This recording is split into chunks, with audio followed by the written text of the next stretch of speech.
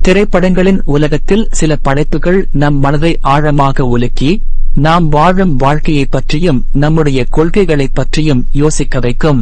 அப்படிப்பட்ட ஒரு உன்னதமான சட்ட நுணுக்கங்கள் நிறைந்த மற்றும் குடும்ப உணர்வுகள் கலந்த ஒரு அருமையான திரைப்படம்தான் 1970 ஆண்டில் திரைக்கு வந்த எதிரொலி. இந்த திரைப்படத்தை அன்றைய காலகட்டத்தில் தமிழ் சினிமாவின் போக்கையே மாற்றி அமைத்த மனித உணர்ச்சிகளை திரையில் வடிப்பாரே அந்த மாபெரும் இயக்குனர் கே. பாலச்சந்தர் இயக்கியிருந்தார். இந்த படத்தில் நடிப்புலகின் சக்கரவர்த்தி என்று போற்றப்படும் சிவாஜி கணேசன் முதன்மை கதாபாத்திரத்தில் தனது அசாத்தியமான நடிப்பை வெளிப்படுத்தியிருந்தார். அவருக்கு இணையாகவும் குடும்ப பெண்ணின் இலக்கணத்திற்கு பொருத்தமாகவும் கே.ஆர். விஜயா நடித்திருந்தார். இந்த திரைப்படம் ஜூன் மாதம் 27ஆம் தேதியன்று வெளியாகி மக்கள் மத்தியில் ஒரு பெரிய விவாதத்தையே ஏற்படுத்தியது. இன்று நாம் இந்த அருமையான படத்தின் கதை, அதில் இருக்கும் நல்ல விஷயங்கள் மற்றும் சில பலவீனமான பக்கங்களைப் பற்றி மிகவும் எளிமையான அன்றாட பேச்சு வழக்கு மொழியில் விரிவாக பேசப் போகிறோம். இந்த கதையின் நாயகன் சங்கர். அவர் ஒரு திறமையான, நேர்மையான மற்றும் சட்டக் கலையில் வல்லவரான ஒரு வழக்கறிஞர். அவர் சமுதாயத்தில் மிகப்பெரிய மரியாதையை பெற்றவர். எத்தனையோ கடினமான வழக்குகளில் வாதாடி உண்மையை நிலைநாட்டியவர். சங்கருக்கு ஒரு அழகான குடும்பம் இருக்கிறது. அதில் அவருக்கு ஒரு அன்பான மகளும் இருக்கிறாள். சங்கர் தனது மகளை மிகவும் ஒழுக்கமானவாகவும் சமுதாயத்தில் சிறந்த ஒரு மனிதராகவும் வளர்க்க விரும்புகிறார். இதற்காக அவர் தனது மகளுக்கு தனது வாழ்க்கையின் அனுபவத்தில் இருந்து கற்றுக்கொண்ட 7 மிக முக்கியமான கொள்கைகளை அல்லது விதிகளை வகுத்துக் கொடுக்கிறார். ஒரு மனிதன் தன் வாழ்வில் எப்படி நேர்மையாக இருக்க வேண்டும், எந்த சூழ்நிலையிலும் பொய் சொல்லக்கூடாது, பேராசைப்படக்கூடாது, பிறருக்கு துரோகம் செய்யக்கூடாது, சட்டத்திற்கு புறம்பான காரியங்களில் ஈடுபடக்கூடாது என்பது போன்ற மிக உன்னதமான கொள்கைகள் அவை. மகளும் தனது தந்தையை ஒரு முன்மாதிரியாக கொண்டு அந்த 7 விதமைகளையும் தனது வாழ்க்கையின் தாரக மந்திரமாக ஏற்றுக்கொண்டு வாழத் தொடங்குகிறாள். ஆனால் காலம் எப்போதும் ஒரே சீராக இருப்பதில்லை. அது மனிதனின் நேர்மையை சோதிக்க ஒரு நாள் ஒரு பெரிய புயலை கிளப்புகிறது. சங்கரின் வாழ்க்கையில் ஒரு மிக முக்கியமான, சவாலான மற்றும் ஆபத்தான ஒரு வழக்கு தேடி வருகிறது. அந்த வழக்கு சாதாரணமான ஒன்று அல்ல.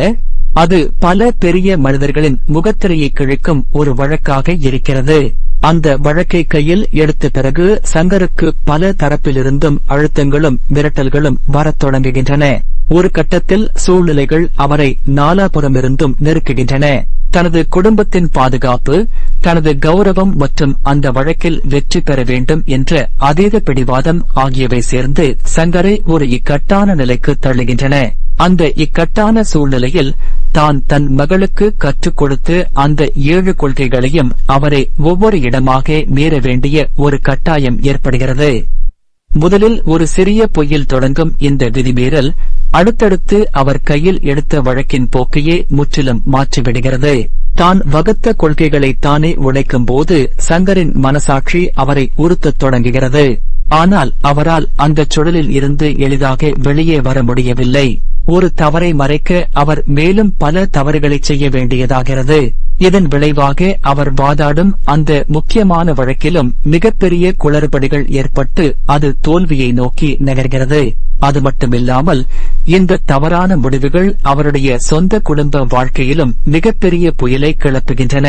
அவருடைய மகளும் மனைவியும் அவர் மீது வைத்திருந்த அசைக்க முடியாத நம்பிக்கை கொஞ்சம் கொஞ்சமாக உடையத் தொடங்குகிறது.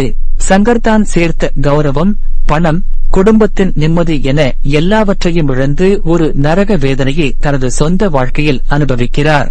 திரைப்படத்தின் இறுதிக் காட்சிதான் இந்த கதையின் மிக உன்னதமான மற்றும் நெஞ்சை உருக்கும் ஒரு பகுதியாக அமைகிறது.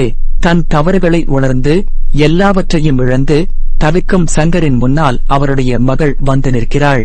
அவள் தன் தந்தைக்கு ஒரு அழகான பரிசை வழங்குகிறாள்.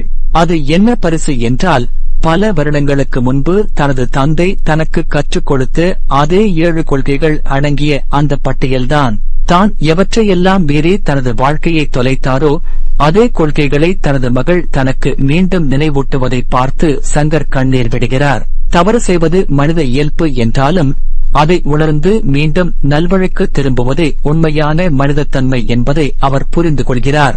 இனி வரும் காலங்களில்தான் அந்த 7 கொள்கைகளையும் எவ்வித சமரசமும் இன்றி மீண்டும் தனது வாழ்க்கையில் மிக தீவிரமாக பின்பற்றப் போவதாக உறுதி பூணுகிறார்.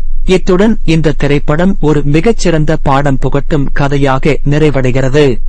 இப்போது நாம் இந்த திரைப்படத்தின் சிறப்பான மற்றும் நல்ல பக்கங்களை பற்றி பார்த்தால், அதன் மிகப்பெரிய பலம் இயக்குனர் கே. பாலச்சந்தரின் அசாத்தியமான திரைக்கதை அமைப்பும் சிவாஜி கணேசனின் அசாத்திய நடிப்பு திறனும் தான்.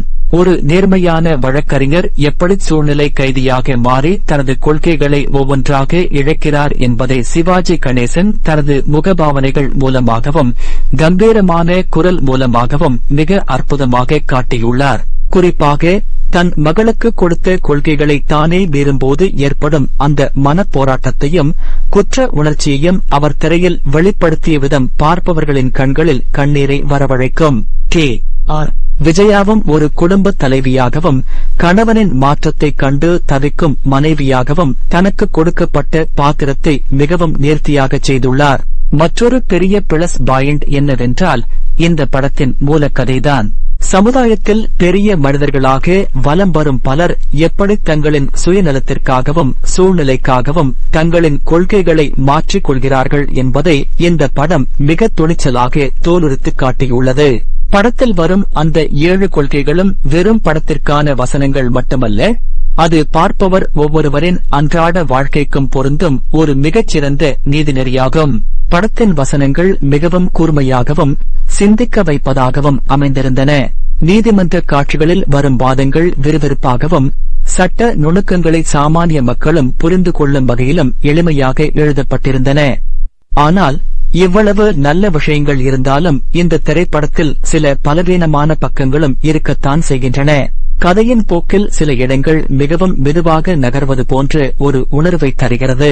குறிப்பாக சங்கர் தனது கொள்கைகளை மீறும் அந்த இடைவேளைக்கு பிந்தைய காட்சிகள் சில இடங்களில் மிகவும் நீளமாக இழுக்கப்பட்டு ஒரு விதமான சலிப்பை ஏற்படுத்துகின்றன.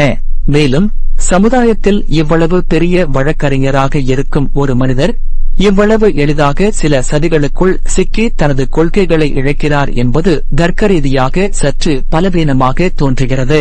சில உணர்ச்சி பூர்வமான காட்சிகளில் நாடகத்தன்மை சற்று அதிகமாக இருப்பது போல தெரிகிறது. இது அந்த காலத்து சினிமாக்களுக்கு இயல்பானது என்றாலும் இன்றைய யதார்த்தமான படங்களோடு ஒப்பிடும்போது சற்று மிகையாக தோன்றலாம். ஒட்டுமொத்தமாக பார்க்கும்போது எதிரொலி என்பது தமிழ் சினிமா வரலாற்றில் ஒரு மிக முக்கியமான மற்றும் உன்னதமான நீதிநெறி சார்ந்த திரைப்படமாகும். கொள்கைகளை வகுப்பது எளிது, ஆனால் அதை தன் வாழ்நாள் முழுவதும் எத்தகைய சோதனைகள் வந்தாலும் பின்பற்றி காட்டுவதுதான் கடினம் என்ற உன்னதமான உண்மையை இந்த படம் நமக்கு மிக தெளிவாக உணர்த்துகிறது. சிவாஜி கணேசனின் அசாத்திய நடிப்பிற்காகவும் கே. பாலச்சந்தரின் உன்னதமான இயக்கத்திற்காகவும் இந்த படம் சொல்லும் அந்த 7 உன்னத விதிகளுக்காகவும் இந்த திரைப்படத்தை நாம் நிச்சயம் ஒரு முறை பார்க்கலாம். இது நம் மனசாட்சியை தட்டி எழுப்பி நாம் செல்லும் பாதை சரியானதுதானா என்று நம்மையே ஒரு முறை யோசிக்க வைக்கும் ஒரு மிகச்சிறந்த படைப்பாகும்.